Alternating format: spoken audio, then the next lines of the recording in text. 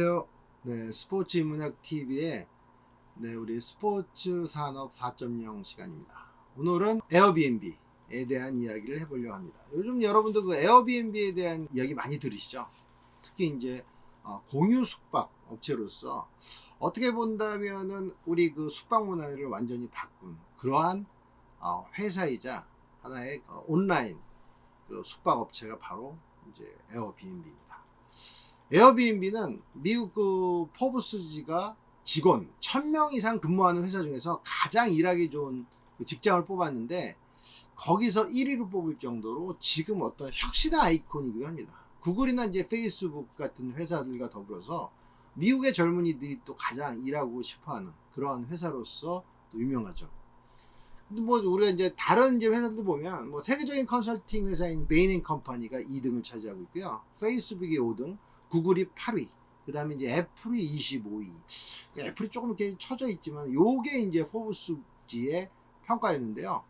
이 에어비앤비라는 회사는 창업 3년 만에 샌프란시스코에 사업을 지었고 창업 4년 후에는 기업 가치가 225억 달러, 그러니까 우리 하나로는 뭐 24조 5천억 정도를 넘어서는 엄청난 그런 기업 가치를 자랑하고 있죠. 네, 에어비앤비는 2008년 그 미국 샌프란시스코의 한 아파트에서 창업이 되게 됩니다. 그러니까 지금으로부터 한 13년 정도밖에 안 되는 회사예요. 원래 그 비싼 그 월세를 고민하던 브라이언 체스키, 그 다음에 조 게비아, 네이선 블레차르지크, 이 세 명의 그 룸메이트가 산업 디자인 컨퍼런스 참여자들한테 본인이 살고 있었던 그 거실을 빌려주면서 요 아이디어가 비즈니스 모델로 바뀌게 됩니다. 그래서 이 에어비앤비라는 거는 쉽게 설명해서 집주인이 에어베드와 아침 식사, 그러니까 에어베드 앤 브렉퍼스트를 제공한다는 그런 의미에서 회사 이름이 지어지게 되죠. 창업자들은 뉴욕에서 사용자와 집주인 40명을 만나서 직접 서비스에 대한 아이디어를 교환하게 됩니다. 그래서 집주인들이 이러한 소문을 내기 시작했고 소문을 여러 사람들이 듣게 돼요. 그 소문이란 무엇이냐면 집을 빌려주고 뭐 $1000 이상을 월 벌었다, 이러한 입소문이 나기 시작하니까 사람들이 서로 방을 내놓고 에어비앤비와 제휴를 맺기를 원하게 되죠. 그래서 이 에어비앤비는 중요하게 여기는 게 몇 가지 있어요. 첫 번째는 고객의 신뢰를 중요시 여긴다. 믿을 수 있는 이용 후기가 이 에어비앤비의 굉장히 중요한 하나의 비즈니스 틀이 됩니다. 그래서 이제 이용한 고객들의 진솔한 그 후기를 갖고 다음번 고객들이 여러 가지 판단하게 돼요. 그러니까 이게 어떻게 보면 신뢰와 진정성 마케팅을 적용했다는 거거든요. 그 다음에 이제 사용자의 온라인 후기를 올리는 데 있어서 에어비앤비는 아이디어 프로필을 조금 정밀하게 검증해요. 그래서 소위 말하는 말도 안 되는 댓글이 아닌 진짜 이용자와 이용자의 진솔한 내용이 다음번 이용자의 영향을 미친다. 뭐 이러한 어떠한 그 의도를 갖고 비즈니스를 적용하게 되고요. 이와 같은 신뢰성에 근거한 마케팅이 결국 지금의 에어비앤비를 있게 하였다라고 말씀드릴 수 있죠. 그 다음에 이제 두 번째로 우리가 얘기해 볼 수 있는 것 중에 하나가 에어비앤비는 지급결제 시스템에서의 보안 시스템이 굉장히 좋다. 우리 이렇게 보면 우리가 뭔가를 결제하고 나는데 내 정보가 잘못 유출된다, 또는 여러분도 뭐 이런 경험 있지 않습니까? 이게 해외 사이트 결제했는데 혹시나 내 카드로 더 그으면 어떨까, 이런 불안 저는 가능하게 되고요. 또 저도 예전에 이제 뭐 태국 같은 데 여행 자주 가는데 이런 생각이 들어요. 이거 신용카드 썼다가 특정 나라를 폄하하는 거 아닙니다. 갔다가 이거 혹시 이 그 신용카드 정보가 유출되면 어떨까, 이러한 어떠한 그 일종의 걱정, 이런 기우가 있습니다. 그런데 에어비앤비는 이 지급결제 시스템의 보안을 아주 철저하게 했어요. 그래서 24시간 이런 문제에서 문제가 발생하면 해결할 수 있는 상담 시스템을 도입했다. 그리고 또 이제 사용 편의성을 제고해서 스마트폰 하나로 결국은 묵을 방에 대한 정보를 충분히 얻을 수 있고 예약과 결제를 한 번에 할 수 있는 이러한 시스템이 고객의 충성도를 높여요. 저는 이 고객의 충성도, 우리가 레저 비즈니스에서 가장 중요한 게 이 로열티라고 하거든요. 로열티 있는 고객들은 절대 배신하지 않습니다. 여러분들 그렇지 않습니까? 특정 소주 브랜드를 좋아하는 저희 친구도 있는데 이 친구는 그냥 그 소주 브랜드만 찾아요. 그러니까 아주 그냥 그 로열티가 그만큼 높다라는 것이죠. 제가 아까 말씀드렸던 이 공동 창업자 중에 네이선 블레차르지크가 이제 한 6년 전에 한국에 오셨었는데 2015년이죠. 이때 이런 얘기를 했어요. 힘든 순간이 올 때 인내심을 가지고 포기하지 않는 것이 중요하다. 그래서 이 블레차르지크 CEO가 얘기한 거의 핵심은 이렇게 바퀴벌레 정신이라고 할 수 있는 거죠. 힘들어도 포기하지 마라. 그러니까 우리가 스타트업 할 때 이게 장밋빛만 보잖아요. 근데 사실은 스타트업 하면 얼마나 고생스럽습니까? 누군가로부터 어떻게 보면은 자금도 끌어야 되고 힘든 과정도 굉장히 있고 우리가 이렇게 월세 살면서 이렇게 창업하면서 계속 어떻게 될지 모르는 이 어려운 상황에서 이걸 이겨낼 수 있는 게 뭐예요? 하루하루 견디는 것이죠. 그리고 꾸준히 밀고 나가는 거예요. 저는 이게 바로 에어비앤비가 초기에 힘들었던 걸 이겨냈던 그러한 힘이라고 생각이 듭니다. 그래서 이제 에어비앤비는 이제 초기 창업 자금을 마련하기 위해서 시리얼 박스를, 그러니까 미국의 이제 유명한 스타트업 육성 기관 중에 하나가 이제 Y 컴비네이터라는 회사가 있는데요. 이 회사한테 이제 좀 제공을 하게 되고 Y 컴비네이터와 에어비앤비가 계속적으로 노력을 했고 아까 공동 창업자 셋이 자기네들의 비전을 계속 얘기하면서 처음에는 되게 힘들었지만 결국은 이제 어느 정도 이제 그 창업 자금을 얻어내게 됩니다. 그렇다면 이제 구체적으로 에어비앤비의 성공 비결은 무엇일까요? 첫 번째는 기존 사업자들을 추월하는 강력한 이미지가 있었다. 그 이미지가 뭐냐? 저는 이런 생각이 들어요. 이걸로 한번 가서 진짜 거기 그 눈으로 만든 그 집에서 어떠한 숙식의 묘미가 있을까? 뭐 이런 생각이 든다는 거죠. 그러니까 이런 걸 아이디어를 생각한 게 바로 에어비앤비의 성공 비결입니다. 예를 들어서 오두막.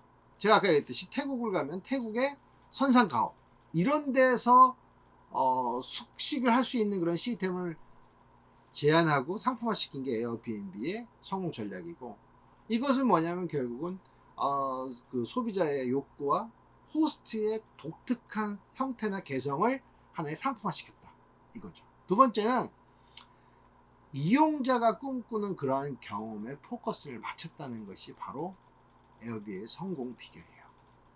우리가 일반적으로 성공할 때 공급자의 관점이 아니라 이용자의 관점, 이게 중요하다는 것이죠. 이용자가 원하는 것, 그걸 제공할 수 있는 시스템, 이게 성공적인 비즈니스 모델이 됩니다.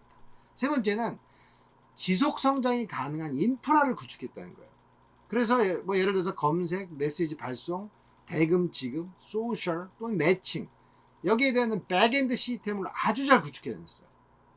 그러니까 이게 결국 지속 성장이 가능한 인프라로 한 단계 나아갈 수 있다.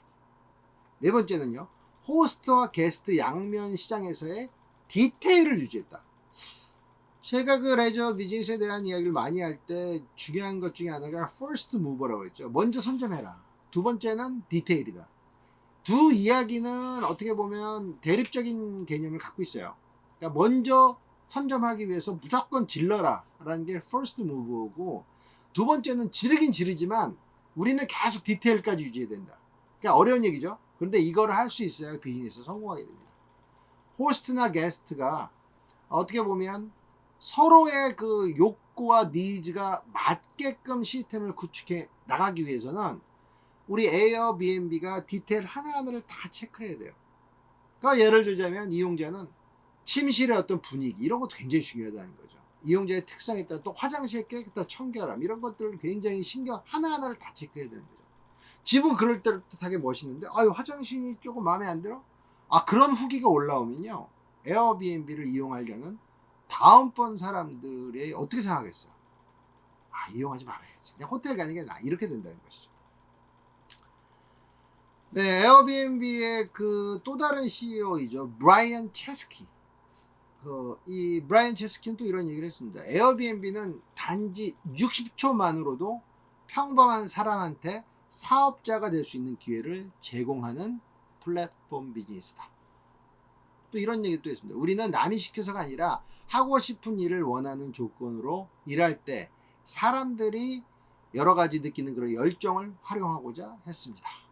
그래서 에어비앤비는 빈 방을 올린 호스트, 그리고 주인의식과 책임감을 가지고 여행자들한테 아침밥을 해주고, 그리고 좋은 여행 경험을 심어주고자 하는 그런 호스트의 열정이, 그 열정을 하나의 비즈니스 모델로 만들려고 하는 회사가 에어비앤비고, 그러한 열정을 소비자들은 또 감동하게 되는 거죠. 그래서 브라이언 체스키는 또 뭐 이런 얘기하죠. 사람과 사람 사이에 느낄 수 있는 교감, 지역의 고유한 그런 문화, 자유로운 분위기, 이런 것들이 바로 에어비앤비를 이용하는, 그리고 우리 관광을 이용하는 관광객들의 색다른 경험을 줄 수 있다. 이러한 것들이야말로 새로운 비즈니스 모델이 될 수 있다라고 이야기를 했습니다. 네, 그래서 그 레저 비즈니스, 우리 일반적으로 얘기하면 성공 비결은 중요한 게 사람과 소통의 그런 관계입니다. 레저 비즈니스는요, 철저하게 온라인과 오프라인이 섞여져요. 온라인만 있질 않습니다. 그렇죠. 우리가 얘기하는 것은 사이버 레저를 빼놓고는 모든 것이 현장에서 일어납니다. 온라인으로 다 결제하고 스마트폰으로 다 결제하고 PC를 이용해서 우리가 예약과 결제를 진행하지만 실제로는 어떻게 되죠? 우리는 현장에 가게 됩니다. 괌을 가건 태국 방콕을 가건 파타야를 가건 가게 돼요. 그래서 결국 가서는 우리는 뭘 느끼게 되죠? 사람 사이에 대면, 페이스 투 페이스로 빚어지는 수많은 경험들을 하게 되고, 그때 중요한 게 바로 소통이라는 거죠. 에어비앤비도 마찬가지입니다. 처음 보는 집주인과 게스트가 새로운 유대관계를 형성하는 거 보도 어려운 일 아닙니다. 그런데 그 유대관계를 이루어지게 만든 게 바로 에어비앤비다. 다른 회원들의 후기를 읽으면서 이용, 소속감과 자신감을 느끼게 만들어주는 것도 바로 에어비앤비였습니다. 그래서 에어비앤비를 통해서 우리가 배울 거는 이거죠. 호스트와 게스트의 목소리를 모두 귀 기울여서 그들 모두가 서로 윈윈 할 수 있는 시스템을 만드는 레저 비즈니스는 반드시 성공합니다. 여러분들 레저 비즈니스, 스포츠 산업에서 창업하고자 하시는, 또 스타트업하고자 하시는 분들은 오늘 영상에서 소개해 드렸던 에어비앤비의 케이스를 반드시 아셔야 할 것입니다. 네, 여러분들 고맙습니다.